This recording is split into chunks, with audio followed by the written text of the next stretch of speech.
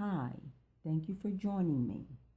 I would like to continue the discussion concerning simple setting up of grids or Gridwork 101. Now, what some people do in order to prepare themselves or their environment before using a or setting up a crystal grid is they will clean their environment first by either using a natural sage for smudging the environment, or you can place sage on top, just a sage seasoning, as they call it, or spice on top of a charcoal in an incenser, and use that. Sage is known for cleaning the environment. Or you can use, sometimes I recommend using a white candle. Just place it in a holder and burn it before setting up a crystal grid. Some people will also cleanse themselves, maybe take a salt bath or meditate with some type of music.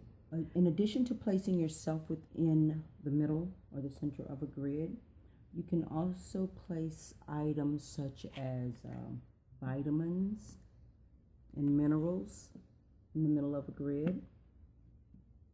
What I'll do is I'll just place these here. You set the grid up as you normally would.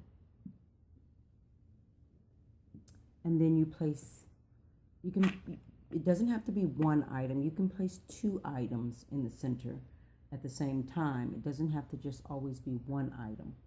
But you can place vitamins or minerals. You can also place bottles of water in the middle of the grid, or food. This is seasoning. If you're going to cook, you would use your seasonings. I bathe in certain spices. And so you can also set those in the middle of a grid and connect the grid as you normally would, and allow the crystals to infuse the items that you place in the center with energy. The grid and what you use it for is limited to you and your imagination. Just because you haven't seen a grid used, a particular setup used, or an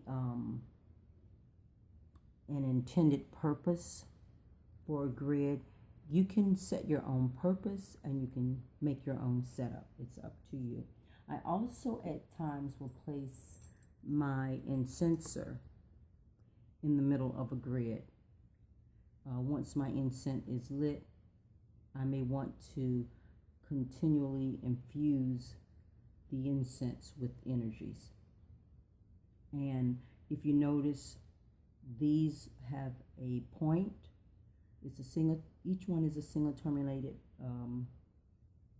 crystal, and I'm actually infusing the energy inward to what is in the center, and then allowing that to be infused with the energy. And so you would have the points going inward. If I didn't have, just say I had crystals that didn't have points, I would still place the crystals here in the desired position, and I would do the same thing. Even though this doesn't appear to have a point, and it seems to be like a rock, I would determine that to be a point coming this way and set it up in like manner. The same could be said for this. If you really wanted a point and wanted to ascribe a particular point, I would say it would be pointing in this direction, and I can set it up as such. I can also set it on the side. When I turn it that way, it really looks like it has a point, and so I would direct that as being the point. Nothing is set in steel or in stone, even though these feel like stone, some of them. you can still change your setup and change it and shape it for your intentions. Now, some crystals, I'll set these to the side. Some crystals, these have a point. Some have a point. Some are, when they're formed, they are formed with a point, some type of point. Sometimes the point may be broken, and then someone will come along and reshape it, smooth it out. But for the most part, a lot of these have a point. When they're formed, they have their own unique points. And if they don't, I'll show you what you will do. Just say they also come in odd shapes, which this is really, it's so weird. This one, the base, that's about, it looks octagonal. They call it 2, 4, 6, 8. The base is shaped like an octagon. The full base is not there. It actually has a piece broken off, but it has 8 sides on it. When it comes up, it looks like a type of a pyramid once it comes and forms the point. In using something similar to this will stand.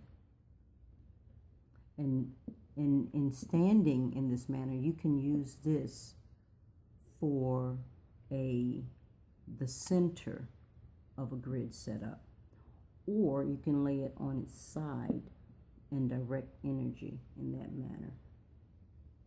So you'll find that when these gorgeous crystals, I don't know what this shape is. It has the body of it has a strange shape. It has it has 4 sides which are not squared here on the body, 2 here and 2 underneath, smooth, and then it goes off. There's a cutoff piece here that serves as a point. This will not stand, and so it will have to lay on one of the sides, and energy is directed in that manner.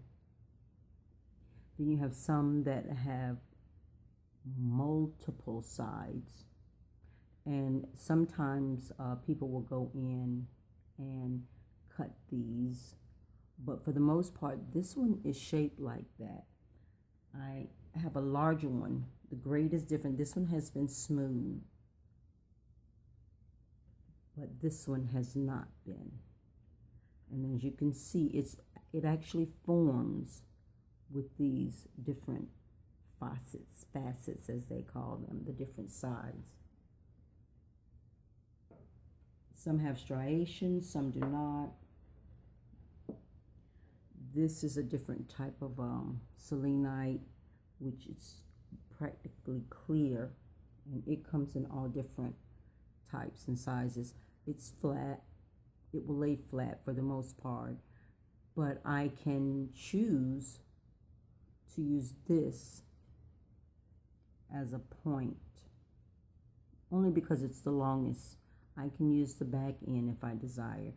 A lot of times this is up to you, but this can be added into a grid. Then you also have various shapes that the crystals are not formed in, but they are cut in, and they are considered sacred shapes, different geometric shapes. This is a pyramid. This is a gorgeous piece that a lot of people feel that it is used for transporting things or people into different dimensions. It will not stand. I've forgotten the name of this particular shape, but it looks, it is said to stand on these 2 axes. I'll see if I can get it. It is said to stand on these two axes here and spin. And this is uniquely shaped. It's looks like a lot of different pyramids put together, but no matter which direction you turn it, it will still be able to spin on those two axes. This can be used also. The only problem is it will not stand as you want, as it is said to rotate. And so sometimes you will put this on something. When I use this, generally I hold this in my hand. I will form a grid and be in the middle of it, and then I will hold this on my person, usually in my hand. So you want to make sure to find a point if you can, and that way you know how to direct the energy inward or outward. If you cannot find a point, it is okay. Then you would just use the entire stone, similar to this. There's no particular point on this one, but it can be used in a grid. And to use it in a grid, you just would set it in place. Depends on what place you want. Usually, if I'm using the metaphysical properties of a piece similar to this, then I will put this as the starting point. So whichever crystal holds the metaphysical properties that you want to concentrate on the most, that is the crystal you place at as the beginning, the top, the uppermost part of your grid. If you have more than one crystal that has the same metaphysical property or similar, then you would place it opposite that piece, because you're going to, remember, you're going to direct the energies. You're going to connect each one and you're going to direct the energies. So sometimes I would use those properties that are similar opposite each other in the grid. Now, what I'm going to, these are not relative to any intention that I want to use, but I have never used a crystal grid with just two stones. You probably could if that's your desire, but I've never had an opportunity to work with a crystal grid that I use just two stones in. So here there's 3 stones, and again, the number of stones that you use is up to you,